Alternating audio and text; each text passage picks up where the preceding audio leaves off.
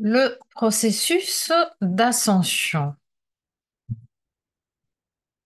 Ce qui suit est une très brève explication de la façon dont notre processus d'ascension a d'abord été déformé, puis détourné et finalement arrêté jusqu'à la fin de 2011.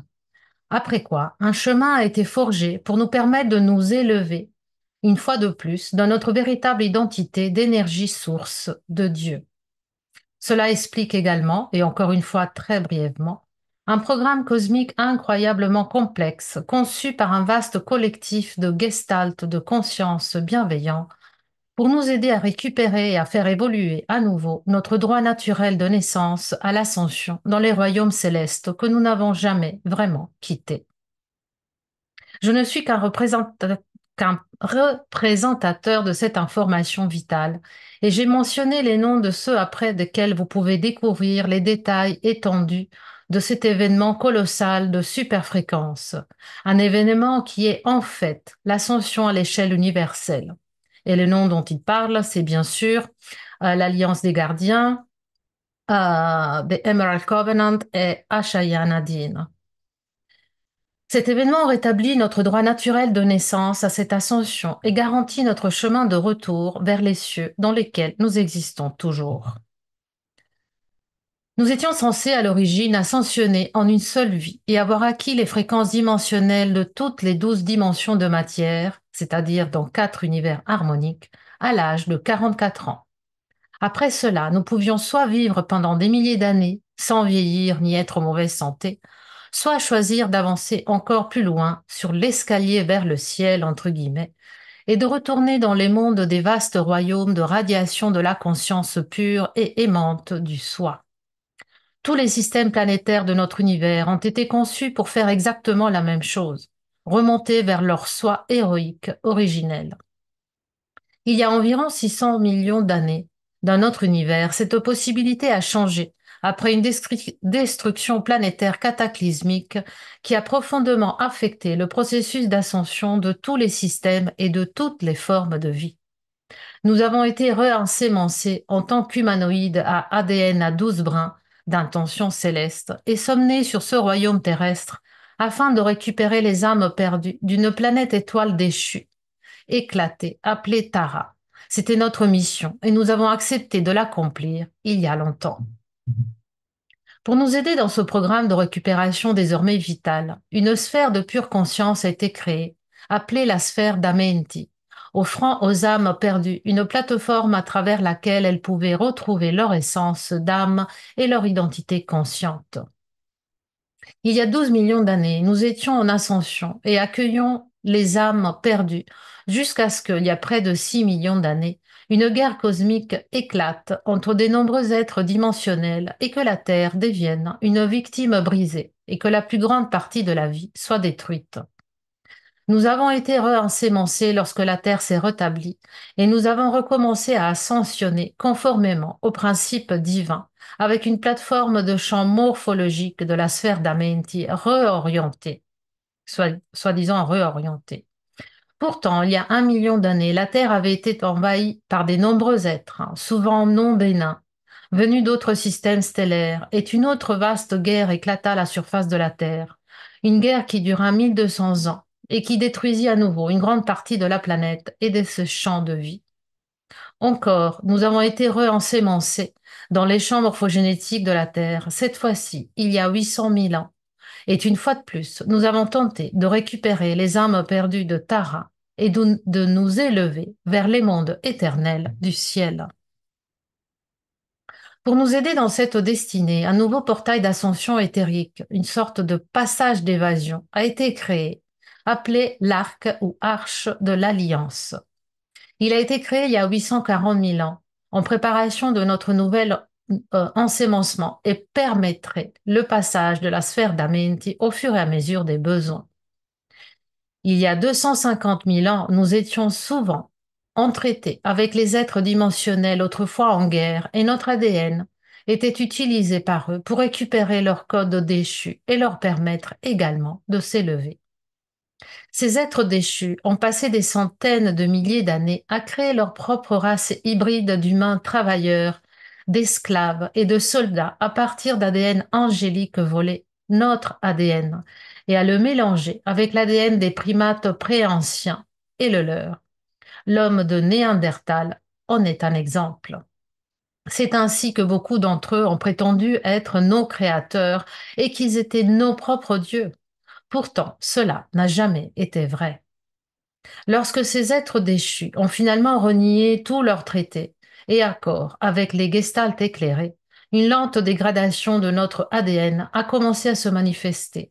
Et lorsque, en 2000, alors 210 216 avant Jésus-Christ, la chute de Brennaoui s'est produite, ce qui a été un cataclysme dans un système stellaire de l'espace lointain. Elle a déformé le codage mathématique et donc la base particulière des champs de vie de notre univers, et les distorsions au sein de notre génome se sont étendues. Des nombreuses tentatives ont été faites pour récupérer notre codage original, et les Gestalt éclairés ont essayé à plusieurs reprises d'encourager les êtres déchus à se joindre à nous et à aider à la récupération des codes de la vie éternelle. Mais beaucoup de ces collectifs déchus ont choisi leur propre passion pour le contrôle et le chaos, et pour rechercher l'hégémonie absolue sur la Terre et nos grilles de fréquences universelles. En 25 500 avant Jésus-Christ, la Lémurie était perdue dans la destruction et l'Atlantide n'était plus qu'un ensemble d'îles après une catastrophe similaire. On l'a vu dans d'autres modules. L'Atlantide est lentement devenue un fléau pour la Terre dans sa descente progressive vers une démence géopolitique contrôlée. La sphère de la Menti a dû être mise en sécurité dans la galaxie d'Andromède afin que l'ascension future puisse être assurée. Les distorsions étaient désormais si énormes pour toute la Terre que les Gestalt éclairés ont eu de plus en plus de mal à nous aider. Et lors de la chute finale de l'Atlantide et du déluge de Noé en 9558 avant Jésus-Christ, les êtres déchus détenaient un contrôle presque total de la Terre et de presque toutes les probabilités de la future chronologie angélique humaine. Ils ont effacé les archives historiques, les souvenirs de l'humanité, leur sens de connexion avec la source et leur champ de vie. Et finalement, vers 4000 avant Jésus-Christ, ils ont brouillé les modèles de langage dans notre ADN, de sorte que nous ne pouvions plus facilement communiquer de tribu à tribu. C'était la fameuse chute de Babylone ou de Babylone. Ces séparations au sein de notre conscience de soi ont entraîné des fragmentations croissantes au sein de notre identité.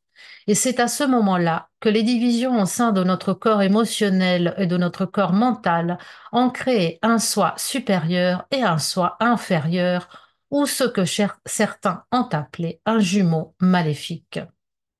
De plus, les êtres déchus ont créé un soi ombre artificiel qui pouvait reproduire le vrai soi humain et s'attacher à sa forme énergétique. Finalement, de nombreux humains ont perdu leur véritable conscience de soi dans l'ombre, et ainsi les êtres déchus ont pu prendre le contrôle du corps physique. Des élites hybrides humaines ont souvent été formées de cette manière. Au cours de 6000 ans qui ont suivi, nous étions de plus en plus perdus et piégés dans un système de dette primordiale pour avoir vécu dans la peur et dans la, entre guillemets, révélation du péché. Quelque chose d'entièrement inconnu dans notre état naturel de conscience consciente de soi. Tout cela a été conçu pour que nous recherchions la sécurité et le salut et les vérités de qui nous étions en dehors de nous-mêmes, et pour que nous ne reconnaissions jamais nos propres pouvoirs célestes. Les avatars noirs déchus de 10e et 11e dimension savaient également comment les systèmes cosmiques étaient conçus, car ils venaient des gestaltes de fréquences divines très élevées en réalité. Ils savaient comment perturber et déformer les vastes champs de fréquences de l'énergie de rayonnement conscient, et ils ont fabriqué des systèmes artificiels d'une capacité incroyable, grâce auxquels ils pouvaient siphonner et consommer les forces naturelles qui composent toutes les galaxies. En utilisant ces données et cette capacité de progrès technologique, Ils ont modifié les champs énergétiques de notre univers et donc les structures de fréquences électrotonales de lumière et de son et électromagnétiques de nos systèmes universels afin que les distorsions empêchent toute fuite des grilles universelles désormais capturées. En fait, notre univers tout entier s'est retrouvé piégé dans le temps et nous n'avons pas été les premiers.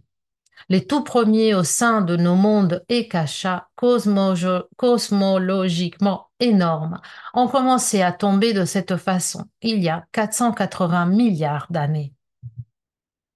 En 2001, après Jésus-Christ, toute la structure de notre univers était en péril extrême et la Terre était le point focal des énergies négatives déchues, qui se manifestaient à la fois dans les royaumes éthériques de nos champs de fréquence de la troisième dimension supérieure et de la quatrième dimension inférieure, ainsi qu'à la surface de la Terre à travers des changements élémentaires tels que la guerre contre le terrorisme, par exemple, un programme de contrôle à motivation géopolitique promu par les énergies déchues derrière les voiles de fréquence de quatrième et cinquième dimension.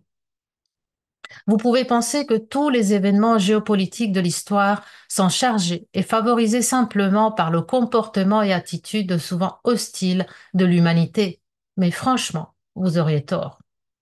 De nombreux événements individuels et mineurs de ce type se manifestent de cette manière, mais tous les événements principaux de notre histoire, tels que les guerres et les révolutions, les diasporas et les destructions cataclysmiques, la pauvreté, la famine, la maladie et le génocide, sont poursuivis via les exigences et les énergies psychiques des êtres déchus derrière les voiles dimensionnelles.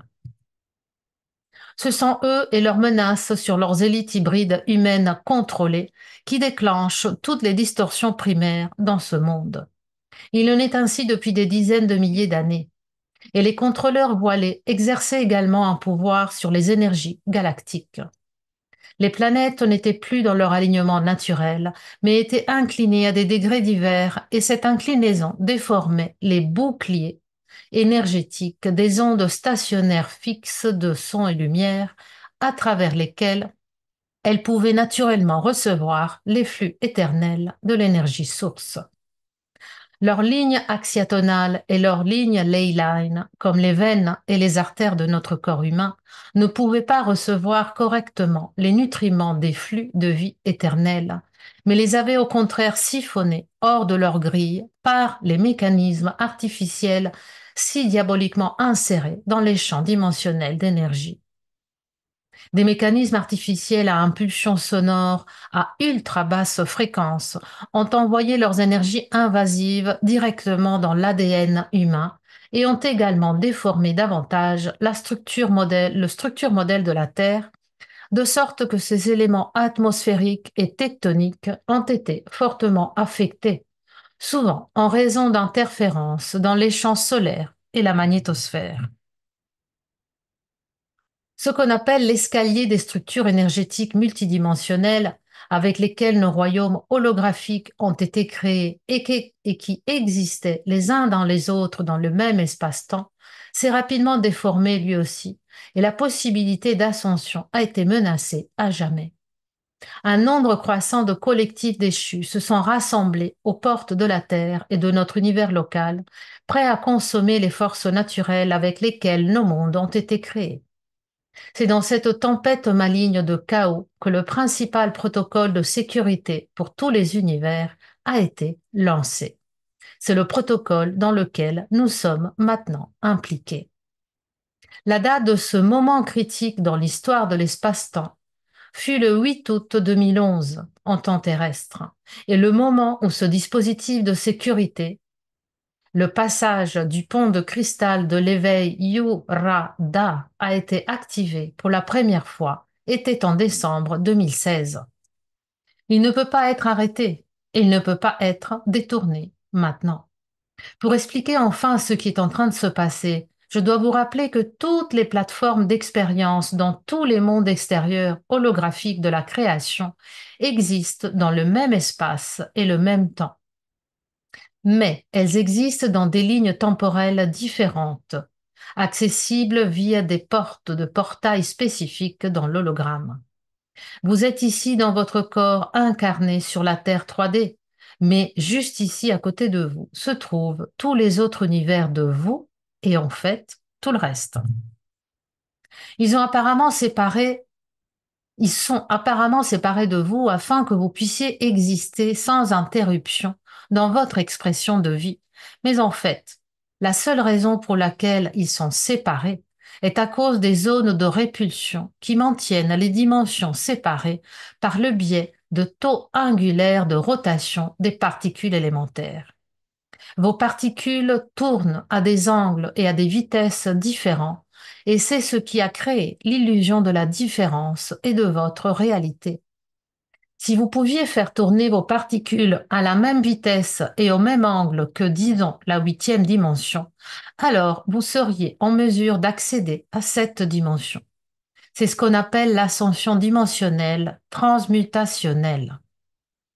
Mais sur Terre et ailleurs, ce changement est devenu de plus en plus difficile et nous avons été propulsés dans une réincarnation, vie après vie, apparemment sans fin.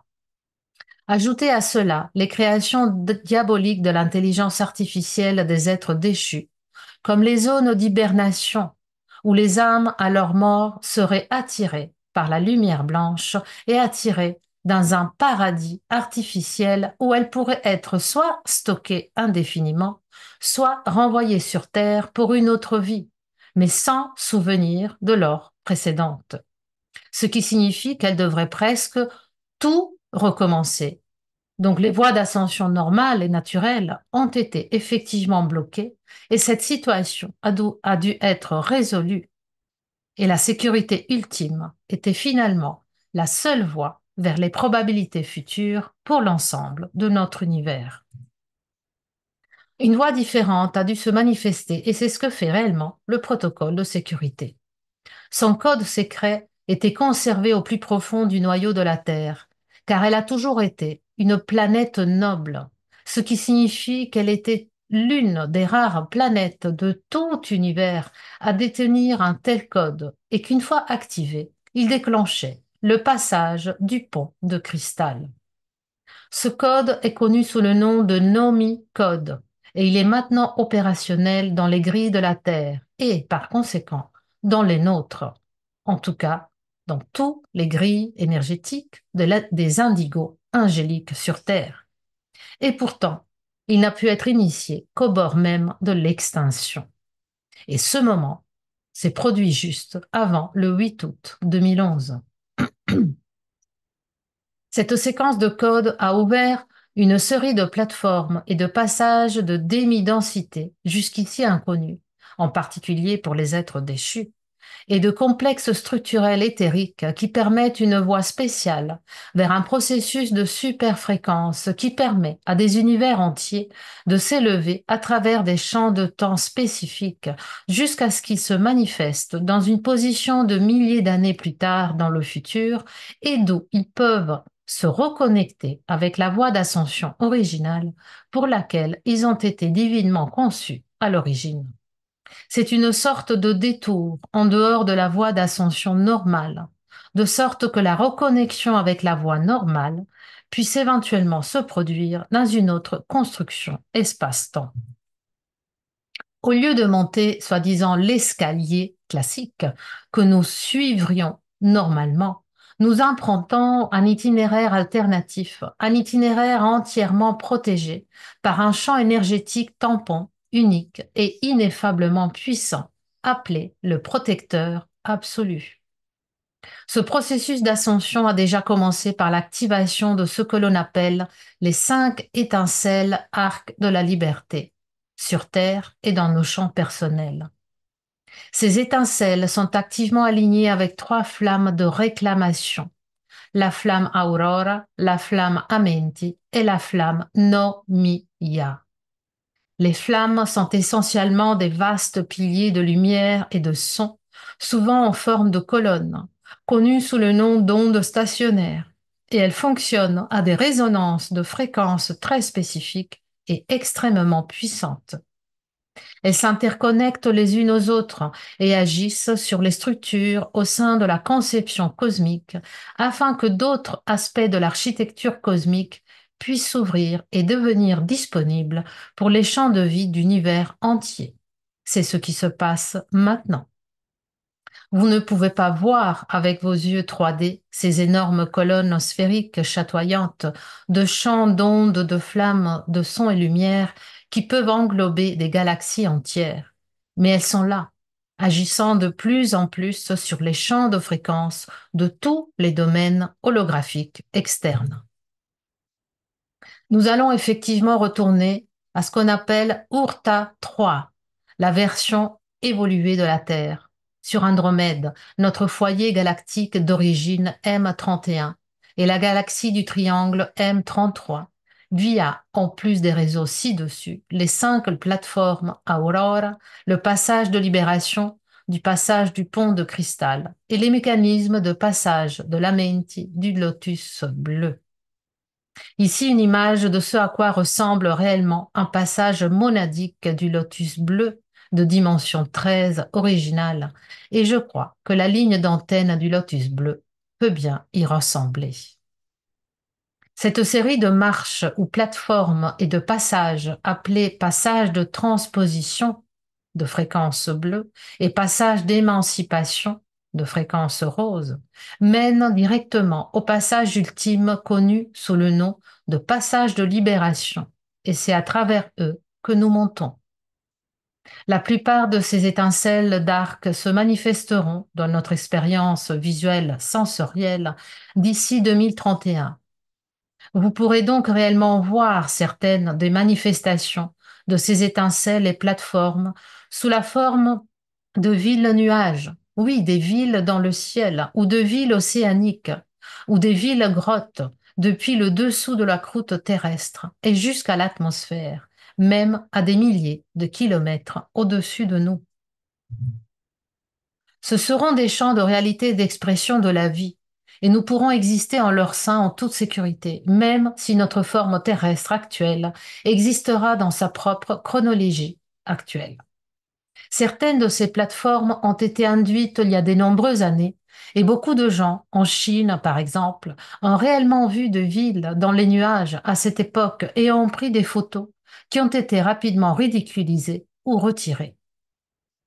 Cette tentative d'ascension a dû être stoppée temporairement en raison de l'activation par les êtres déchus de leur technologie d'impulsion sonore appelée trompette, avec laquelle ils ont tenté de neutraliser les protocoles de sécurité. Ces fameuses trompettes ont été désactivées à chaque fois par l'utilisation par l'Alliance des gardiens de leurs énergies de fusée éclairantes appelées chevrons. Maintenant, les trompettes ont été neutralisées et il n'y en a plus aucune d'activée. Nous progressons maintenant dans le processus de sécurité intégrée et cela signifie que pour beaucoup d'entre nous, au cours des prochaines années, nous serons témoins ou ressentirons des visions et des expériences très étranges et souvent merveilleuses, telles que les cités de nuages apparaissant au-dessus de nous ou des vastes cités souterraines comme la légendaire Agartha. Nous pouvons voir des cités de cristal bien au-dessus de nous, à des milliers de kilomètres de distance dans ce que nous imaginons être le ciel, mais qui n'est en réalité qu'une anomalie de fréquence dans les zones de répulsion autour de notre mélange dimensionnel d'espace-temps terrestre. Au fur et à mesure que nous élargissons l'assemblage et l'activation de notre ADN, nous serons capables de passer aux fréquences de quatrième, cinquième et sixième dimension et de voir la Terre telle qu'elle est dans les existences futures. En fait, à mesure que nous élargissons notre conscience de soi via notre assemblage d'ADN, nous serons capables de nous élever vers une plateforme d'existence supérieure, ouvrant un nouveau portail temporel vers un avenir lointain, très éloigné de celui dans lequel nous nous trouvons actuellement sur Terre. En fonction des codes ADN que nous détenons, nous pouvons ouvrir notre conscience en développement à la cinquième dimension de 2317 après Jésus-Christ, ou peut-être à la sixième, septième dimension à partir de 2617 après Jésus-Christ, ou peut-être à la huitième et neuvième dimension, à partir de 2976 après Jésus-Christ. Notre objectif est de nous élever et de récupérer notre destinée d'être véritablement émancipés en 6520 après Jésus-Christ, très, très loin dans le futur de notre espace-temps terrestre actuel. Et pourtant, tout en même temps que cet espace-temps terrestre continue au même moment. Vous serez dans le même lieu d'espace-temps, mais massivement séparés en temps réel. Et à partir de ce lieu, en ce moment, en 6520 après Jésus-Christ, vous conserverez alors dans vos brins d'ADN l'opportunité de retourner sur le chemin héroïque originel du dessein divin cosmique, à la maison, celle que vous étiez toujours censé parcourir. Votre séjour en tant que voyageur dans les mondes extérieurs de l'illusion est presque terminé et votre ascension vers les royaumes du ciel est à vous, à revendiquer si vous le choisissez. Tous peuvent rester ici sur la terre du XXIe siècle, s'ils le souhaitent, mais beaucoup, y compris moi, chercheront à s'éteindre dans les vrais mondes de liberté, d'amour et de joie, ensemble et un, dans les royaumes supérieurs de l'existence. Nous avons tous rempli notre mission, et grâce à l'Alliance des gardiens, à EHA, à Shayanadine, à Rayas.com, à l'Alliance intergalactique des mondes libres, aux anges tels que Ian Park, Elisabeth Monroy, Christos Avatar et Paul Sarfarazi, et à vous, et à travers toutes vos expériences et expansions, et votre amour et expression joyeuse de vos énergies célestes. Merci pour tous et pour toujours. Texte traduit et interprété depuis un exposé de David Emery.